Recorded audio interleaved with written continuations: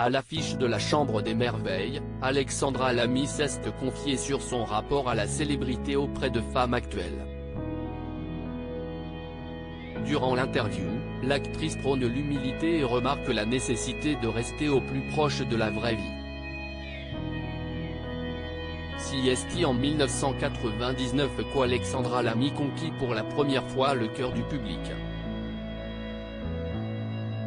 Sur le petit écran, elle incarne un couple fictif, devenu réel, avec Jean Dujardin dans Un gars, une fille, mini-série comique relatant les aléas quotidiens d'un couple ordinaire. Les aventures de Chouchou et Loulou marquent le début du succès pour l'actrice qui, tandis qu'elle rêvait de devenir bergère enfant, peut désormais se targuer d'être dans une production culte.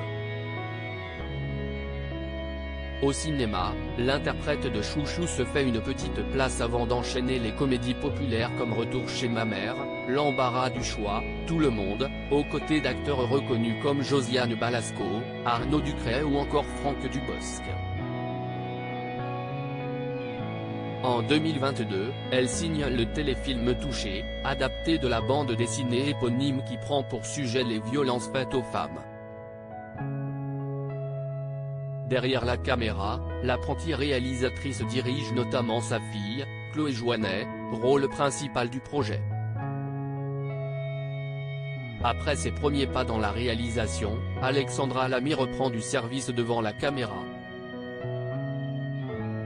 À l'affiche du nouveau long-métrage de Lisa Azuelo, La Chambre des Merveilles, l'ancienne partenaire du français oscarisé s'est exprimée sur son rapport à la célébrité auprès de People Coach, format vidéo de femmes actuelles.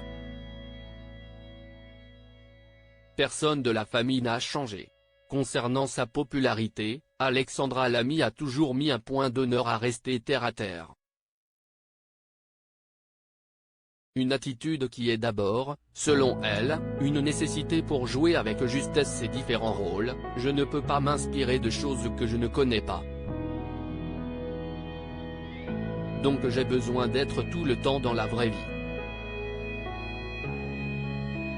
Et je joue beaucoup de personnages qui sont dans la vie, donc j'ai besoin d'avoir ce terreau-là.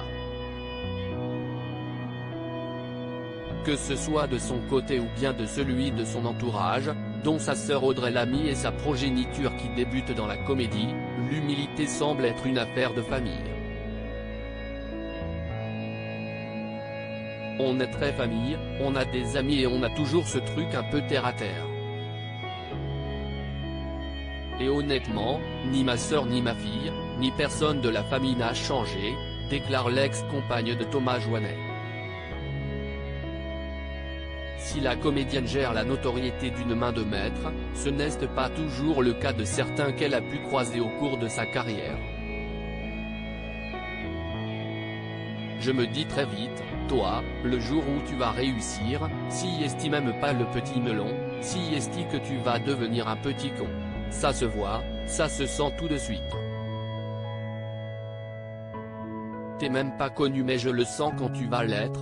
Ça va être un enfer, indique-t-elle avant de conclure que l'humilité ne s'apprend pas.